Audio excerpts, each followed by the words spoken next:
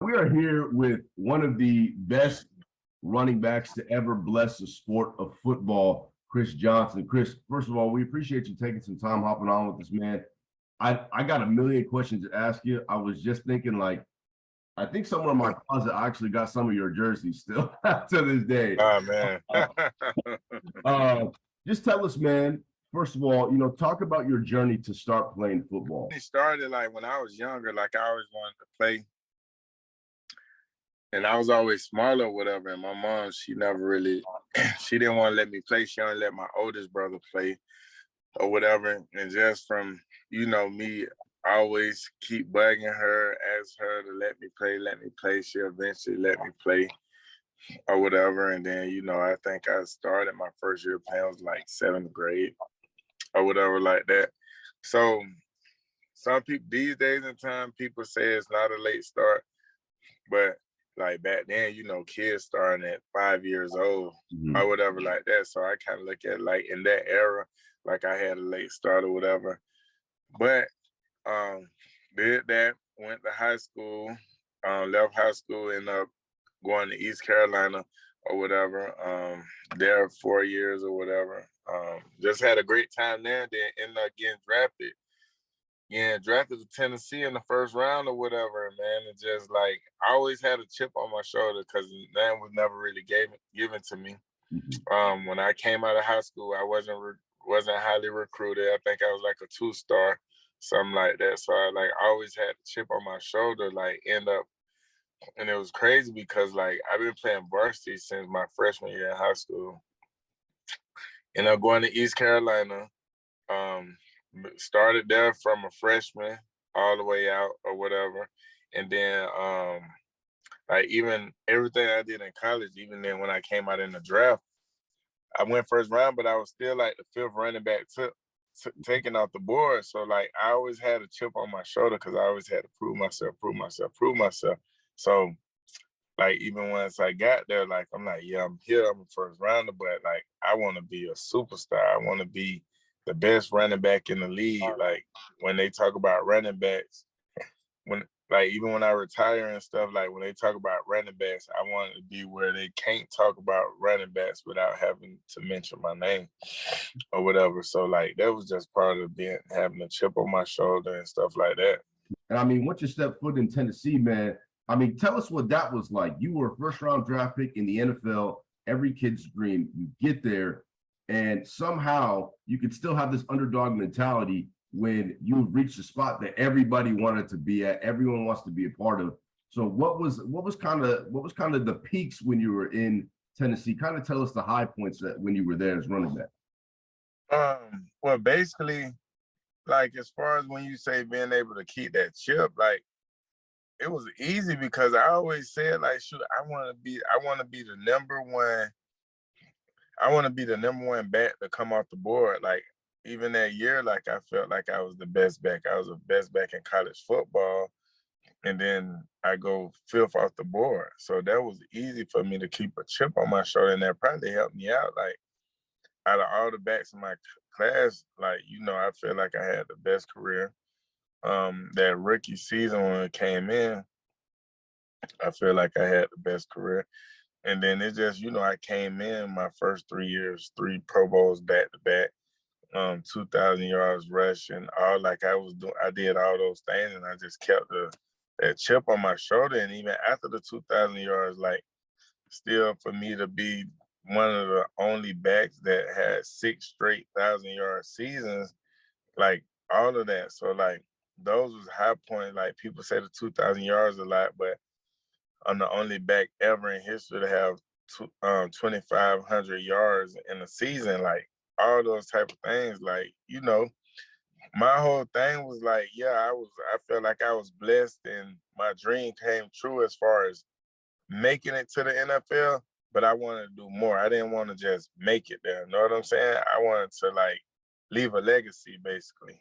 Mhm. And do you feel like you left a legacy? I know for sure I left a legacy. Like it'd be crazy because like even for me being back home now and stuff like that, or like I be out or wherever I'm at, like I be wanting to like live a regular life, and I be forgetting sometimes like it's just not like that. Like You know, people want pictures and stuff like that. It might get a little aggravating at sometimes, but I gotta understand who I am and those different things. And like I know for sure I left a legacy. Like I just know like it's so many guys in the NFL, like once people call you by your nickname and not your actual name, then you know you left a legacy, especially when people in the league or the media or whatever give you a nickname and it just stick with you. Like, you know what I'm saying? Talk about that transition from being a top back to then walking away from the game. You know, it's time for me to walk away. It's all good. You know, I had a great career. Kind of talk about that transition. Was it hard for you? Yeah, it definitely was hard. And I feel like a lot of players will go through it, or it's like you go from playing football to being like one of the best athletes, one of the best football players in the world to like now, like you going through the transition, later part of your career, like about to retire or pretty much you retire. And then it's like, man, what I'm gonna do next? Like, you know what I'm saying? It's hard because your whole life is basically structured from high school, college, pros. So you talking about like down there 20 years of your life being structured every day, being structured. Even if it's off season, you know, like I got this little bit of time to chill. Like even though I'm work out in the morning, then I got the rest of the day to chill. I can do whatever I want to do. But I know like I probably got like 2-3 months of this time, but I know and on a certain date, I got to be back in Tennessee or I got to be back in Arizona, New York, whatever. I got to be back there for workouts or whatever. And then when I get there, it's on the structure. I know Monday through Friday or whatever, I got these workouts, I got film study, it's structure. So then when you retire, it's like, okay, wherever you at, you might move back home, wherever you at. You wake up and it's like, damn, what I'm gonna do today? You know what I'm saying? I ain't got nothing to do today. Like I'm chilling, like waking up every day, ain't got nothing to do today. I can go work out, but then I get to the gym, it's like, damn, what I'm working out for? Like I done worked out all these years. Like couldn't wait till I retire, so I ain't got to do all this working out, but like it ain't shit to do. So even if you do go to gym workout, then you leave, come back, like what I'm gonna do. You know what I'm saying? So it's a lot of time, like it's not structure no more. You know what I'm saying? So you just basically have to find things that suits you to get into. Like me, like I end up opening up a coffee shop down here in Orlando. I do that. Started a podcast. I just released it. I think it was like last week or two. Me and Lindell White, Smash and Dash podcast. So we doing that, you know, taking up time, giving you different things to do and stuff like that. Trying to stay busy. You did something interesting because I don't feel like I've ever heard of a former player opening a coffee shop, but there's a little more than it just being a regular coffee shop. Kind of tell us why you opened a coffee shop, where you did, and kind of the gist behind it. Oh, well, you know, it was part of the process of me trying to transition and different things to do. And like when I finished playing ball and retired, I actually went back to get my degree. So different times when, you know, I had different work I needed to do or study or do different things, like instead of just sitting in the house, because, you know, it get boring, like waking up, getting on your computer, sitting in the house. So I used to go to different like little coffee shops, go in there, get work done and stuff like that. And I'm like, man, damn, this would be a cool idea. You know what I'm saying? To do this. So I ended up getting into that, right? But when I was there, like I used to go there, they got the coffee and they got the different little finger foods or whatever like that. Like, you know, most coffee shops, they don't really have like real food like that.